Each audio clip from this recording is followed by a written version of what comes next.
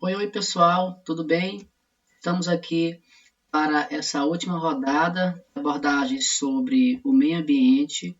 Então, aqui ainda é a aula 4, só que é a parte 3, onde nós iremos abordar sobre a agropecuária e mineração. O que são esses meios, né, de exploração do meio ambiente, o que é agropecuária, o que é a mineração. Vamos abordar também um pouquinho do histórico da mineração aqui na região de Carajás e o aspecto socioambiental. Tá? Então, após a nossa vinheta, vamos abordar sobre essa temática, já sendo ainda a aula 4, só que a parte 3.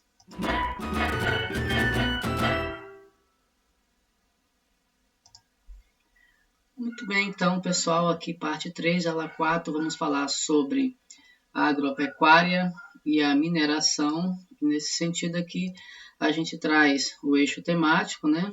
A agropecuária, a mineração e seus efeitos nos ecossistemas. E a gente começa abordando sobre a Política Nacional do Meio Ambiente, que ela é definida pela Lei 6.938, de 81, né? E essa legislação ambiental, ela traz aqui que o meio ambiente tem por objetivo que a preservação, a melhoria da recuperação da qualidade ambiental, propicia a vida, também visando assegurar, né, no país as condições ao desenvolvimento socioeconômico, aos interesses de segurança nacional e à dignidade humana. Então, nós temos a legislação ambiental que assegura a preservação do meio ambiente, a qualidade ambiental. Mas na prática a gente chama a atenção que isso deve ser mais intensificado, né? Porque o que a gente vem acompanhando é o contrário, é a destruição dos ecossistemas, a destruição dos habitats, né? O aumento de queimadas, enfim. Então vamos refletir mais nisso, porque isso nos importa. A ideia aqui agora é fazer uma retrospectiva, primeiramente, da parte da mineração, com relação à linha do tempo, né? Então, essa linha do tempo, vamos considerar que já a partir da década de 60, então em 1966, nós tivemos a descoberta de manganês, né, na região da Serra, do Serrano, região do Serrano aqui, província mineral de Carajás. Em 1967, nós tivemos aqui a descoberta do minério de ferro, né, da Serra dos Carajás, pela empresa The United Steel.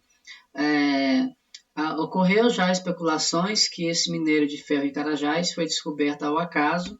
No entanto, essa empresa The United Steel, que já tinha recurso de software de visualização de áreas por satélites de corpos rochosos minerais, possivelmente a gente acredita que não seria ao acaso, e sim já foi uma evidência, uma desconfiança que essa área poderia existir minério de ferro, e a empresa teria mandado, né, geólogos para explorar esse ponto. Okay?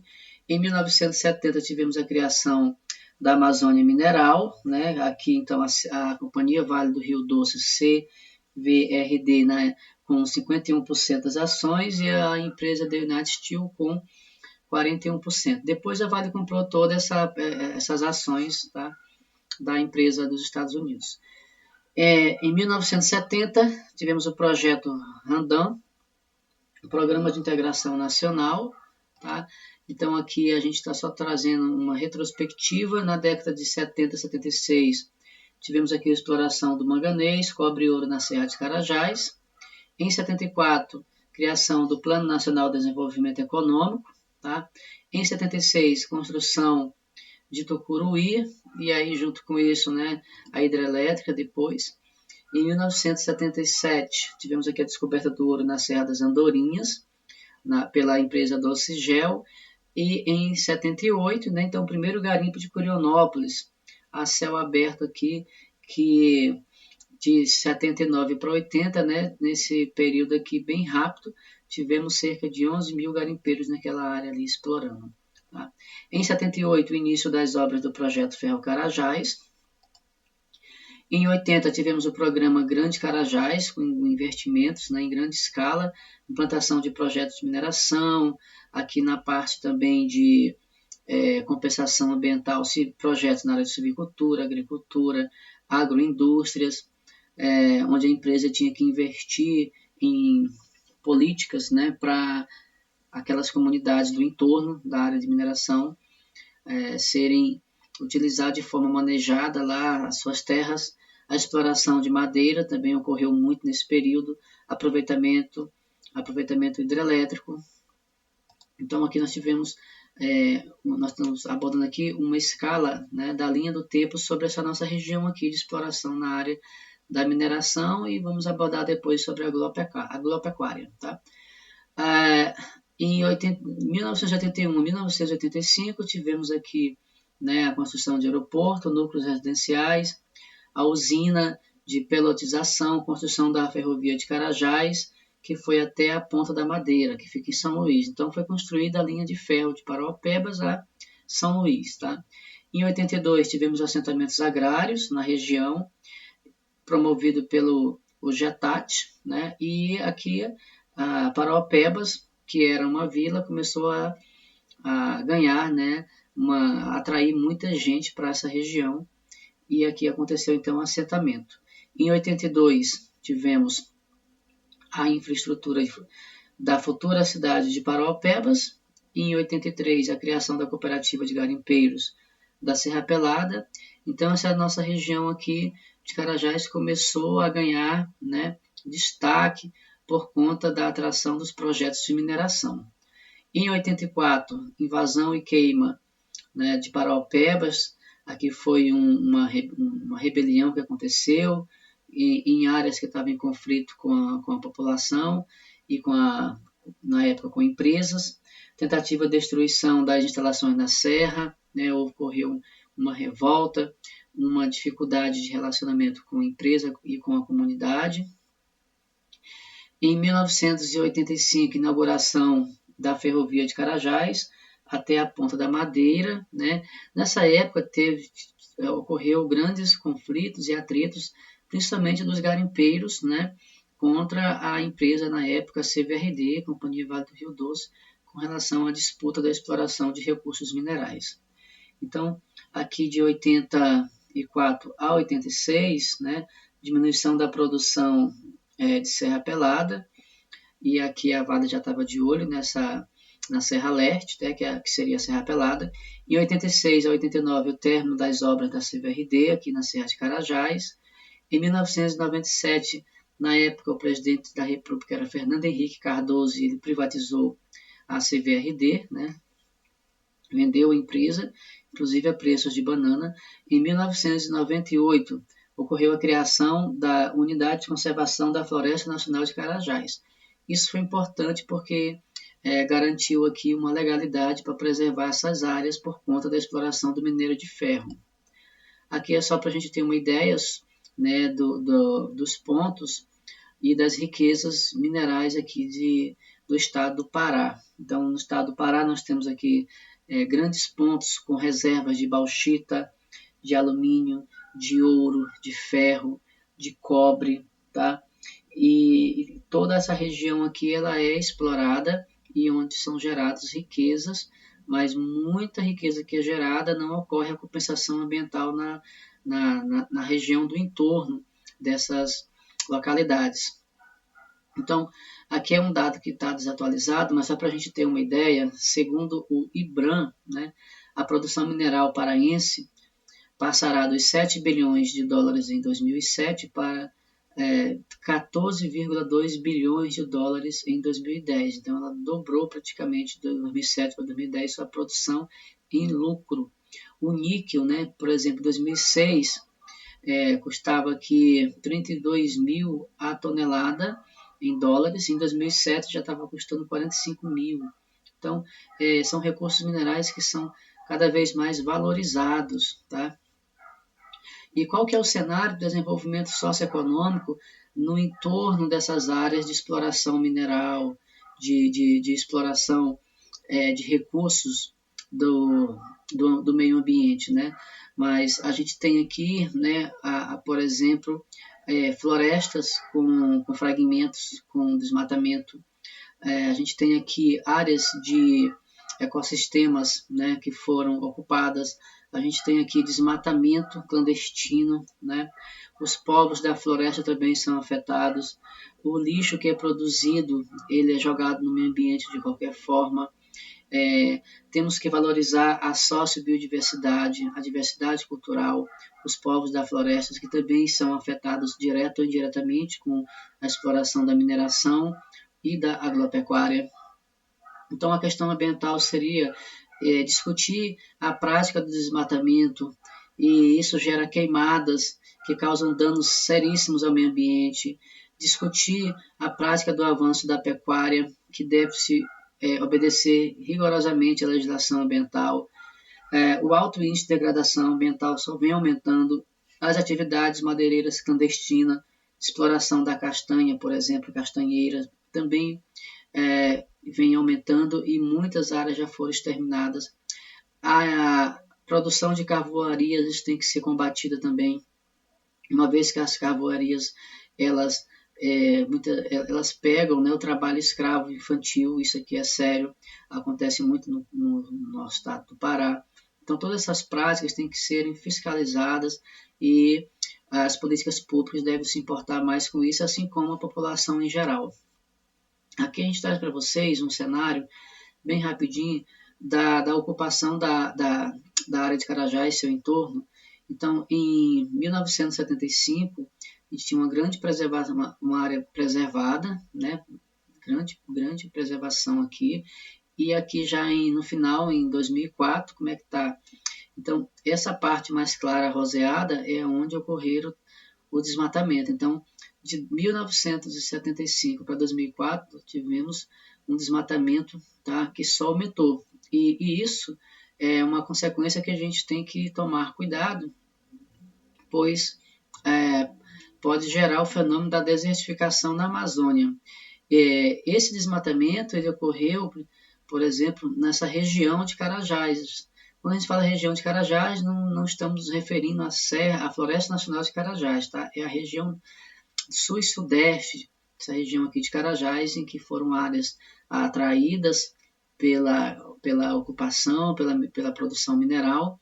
Então, atrai muita gente e a ocupação faz com que ocorra clandestinamente esses desmatamentos, tá? Mas a área que a Vale ocupa, ela é preservada legalmente por leis através do Sistema Nacional de Unidade de Conservação. E a área que ela explora, ela tem a concessão de licença através do DNPM, que é o Departamento Nacional de Produção de Minério, assim como dos órgãos ambientais federais fiscalizadores. Eu tenho o IBAMA e o ICMBio, por exemplo. Agora, pessoal, vamos ver um pouquinho aqui nessa parte final sobre a agropecuária, tá? Sobre a agropecuária. Então, a gente tem aqui um cenário, né, da agropecuária. Vamos primeiramente trazer aqui o conceito. A pecuária, ela diz o quê? Ela é a arte ou conjunto de processos técnicos usados em quê? Na domesticação e criação de animais, com objetivos econômicos, né, feita no campo. Assim, a pecuária é uma parte específica da agropecuária. Ela tem, né, uma prática muito forte no Brasil. O cenário da agropecuária, a consequência, né, disso é porque ela precisa de grandes áreas para a produção de gado de corte, e com isso ocasiona, né, o desmatamento em massa de florestas, a ocupação cada vez mais de espaços e a supressão vegetal aumenta, as queimadas aumentam, com isso os impactos ambientais são fortemente afetados cada vez mais, e essa prática tem que ser discutida porque o meio ambiente ele está sendo afetado, né? E as consequências são gravíssimas, pois muita diversidade de animais e vegetais acabam, né, perdendo aí uma grande biodiversidade. E qual que é a cadeia produtiva aqui da agropecuária, né? Fornecimento de insumos, produção primária, a captação, a indústria de processadoras, distribuição e comercialização, né, da questão da proteína e os consumidores. Tá? O avanço da pecuária, aqui a gente traz uma referência, né, a expansão contínua e crescente desde a década de 70 é a principal responsável pelo desmatamento da Amazônia. Tá? Então, o avanço da pecuária do gado de corte na Amazônia vem trazendo grandes consequências desde a década de 70, porque essas formas de ocupação foram, em sua maioria, clandestina, as formas de ocupação não se obedeceu uma legislação ambiental e, com isso, fez com que aumentasse o desmatamento de grandes reservas que tinham um banco genético muito rico e que já se perdeu uma boa parte desse banco genético, né, de reserva florestal, tanto de animal como de plantas, por conta da ação da agropecuária de forma ilegal na Amazônia. Né? A pecuária na atualidade, como que está? Através das atividades da pecuária, né, os seres humanos atende a uma parte considerável de suas necessidades de proteínas, ou seja, o consumo da carne, né, animal, a questão da proteína. Nós temos também aqui a carne bovina, bubalina, né, a de búfalos, de aves, ovos, leite, temos aqui mel, que são os principais produtos alimentares oriundos dessas atividades. Além do couro, que também é extensivamente usado na indústria imobiliária, de automóveis, e alguns povos, por exemplo, os povos da floresta, usam a força do animal e de bovídeos e equídeos para a realização de um trabalho, né, mais doméstico. Mas o que a gente coloca aqui é só um aspecto geral das cadeias que são geradas aí pela agropecuária, tá? E os problemas ambientais, né? A gente traz aqui alguns, a questão dos ruminantes, né? O pum do gado, né? Por exemplo, o processo da digestão da fermentação entérica, 15% do pum desses animais são responsáveis pelo efeito estufa, tá? O desmatamento e queimadas também aqui entra em consequências, conflitos socioambientais, aqui é geração de terras. Nesses conflitos socioambientais, muitas pessoas acabam perdendo a vida porque disputam, né, terra. Aí chegam os grileiros, chegam os latifundiários, chegam as grandes empresas que vão ocupando as terras, e os povos da floresta que já estão lá têm aquela resistência, e muitas vezes ocorre esse conflito e acabam perdendo a vida aí, né, os mais fracos, vamos dizer assim, né? Porque os povos da floresta, eles têm uma prática sustentável de subsistência, e com a floresta eles conseguem produzir seu alimento. Mas quando chegam os latifundiários, as indústrias que tiram essa população de lá, elas vão interferir todo um processo aí de impactos socioambientais, porque uma boa parte dessas pessoas acabam indo para as cidades e lá elas não têm aquela prática da subsistência, vão ter que comprar tudo para consumir, vão ter que comprar, e aí não vão ter esse dinheiro por muito tempo, e acaba ocorrendo aí a marginalização, né, o aumento da periferia. Então esses conflitos socioambientais ocorrem demais. Aqui no estado do Pará é fato, muitos ambientalistas, né, chamam atenção para isso, e aquelas pessoas que tentam defender a prática da sustentabilidade através do manejo acabam se arriscando, perdendo a vida. Aqui nós temos também o impacto na diversidade biológica por conta do desmatamento que é gerado, né, para a ocupação do gado. Aqui a gente faz referência que a agropecuária ela tem um impacto ambiental de grande magnitude, considerando com a mineração, uma vez que a mineração ela tem um impacto ambiental, mas é um impacto pontual. Já a agropecuária, o impacto que ela causa é em grandes escalas, e o desmatamento também em grande escala, sem obedecer nenhum tipo de legislação, tá? De forma clandestina, ocupando as áreas para pasto, colocando gado de corte, e as consequências em relação ao desmatamento são muito maiores. trazendo também danos seríssimos em relação à nossa biodiversidade. Tá? Então, aqui a gente tem um fluxograma, um cenário, tá? Um pequeno mapa mental que traz aqui o efeito cadeia da pecuária. Nós temos aqui o desmatamento, esse desmatamento vai provocar o empobrecimento do solo, a desertificação, ou seja, as florestas começam a se transformar em deserto, a erosão do solo, porque você tira a vegetação, então ocorre a erosão, e as queimadas que trazem danos aí, a perca da biodiversidade e o aumento do desequilíbrio do efeito estufa, provocando um aquecimento global, tá? Então, pessoal, esses aqui foram 3 vídeos que nós fizemos, tá? Nós separamos a parte 1 sobre meio ambiente e a relação do homem com a natureza. A parte 2 nós falamos sobre o desmatamento e a parte 3 a gente enfocou sobre mineração e agropecuária, tá? Foi um prazer, espero que você tenha gostado do vídeo.